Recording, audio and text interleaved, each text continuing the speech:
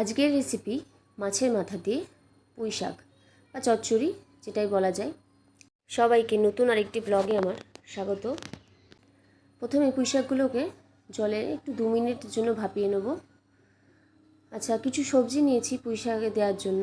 আলু, কুমড়ো, কচু, লাল আলু, বেগুন এগুলোকে একটু ডুমো করে কেটে নিয়েছি, আর বেগুনগুলোকে 4 খণ্ড করে কেটে নিয়েছি।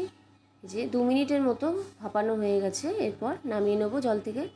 একটা মাছের মাথা নিয়েছি হাফ খড়া, নুন হলুদ মাখিয়ে এটাকে প্রথমে তেলে ভেজে নেব। মাছের মাথাটাকে 2 পিঠ ভালো করে ভেজে নিয়ে তুলে রাখব। কিছুটা পেঁয়াজ কুচি করে রেখেছিলাম। এরপর মাথাটা ভাজা হয়ে গেলে তুলে নিয়ে ওই তেলের মধ্যেই জিরে, তেজপাতা, শুকনো লঙ্কা ফোড়ন দিয়ে পেঁয়াজ যেটা কুচি করে রেখেছি সেই পেঁয়াজগুলোকে দিয়ে দেবো। পেঁয়াজটা প্রথমে একটু ভাজা ভাজা করে নিয়ে এর মধ্যে প্রথমে আলুটাকে দেব। আলু দিয়ে আলুটার সাথে ভালো করে একটু নাড়াচাড়া করে নেব। এরপরে লাল আলু আর কচু সেইটাকে দেব।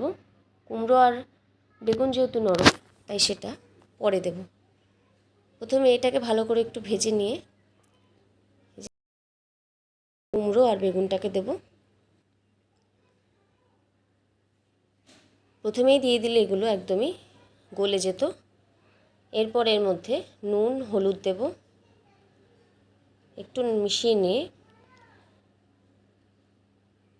যে পুঁই শাকটাকে ভাপিয়ে রেখেছিলাম এবার সেই শাকটাকে দিয়ে দেবো এর মধ্যে। আবারও ভালো করে মিশিয়ে নিতে হবে।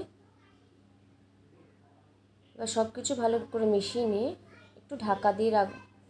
এবার কিছু চেরা কাঁচা লঙ্কা দিয়ে দেবো এর মধ্যে, দিয়ে ভালো করে মেশাবো।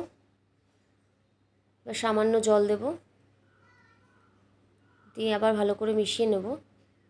তরকারিটা বারবার ঢাকা দিয়েই রান্না করতে হবে যতক্ষণ না সবজিগুলো সিদ্ধ হয়ে যাচ্ছে ভালো মতো। এবার সামান্য চিনি দেব আর কিছু সর্ষে বাটা এর মধ্যে দিয়ে দেবো। আর এই সময় মাছের মাথাটা দিয়ে দেবো। সবজিগুলো হালকা সেদ্ধ হয়ে এসেছে, তাই এই সময় মাছের মাথাটা দিয়ে সব কিছু ভালো করে মিশিয়ে নেব। ব্যাস, জলটা একটু শুকিয়ে গেলেই আর সবজিগুলো দেখুন সেদ্ধ এসেছে, রেডি আমাদের ছেঁচড়া। খুব বেশি শোকাবো না, এই সময় নামিয়ে নেব। তো রেসিপিটি অবশ্যই এরকমভাবে বাড়িতে ট্রাই করবেন। কেমন লাগলো অবশ্যই জানাবেন, আর ভালো লাগলে লাইক, শেয়ার এবং সাবস্ক্রাইব করে দেবেন চ্যানেলটিকে।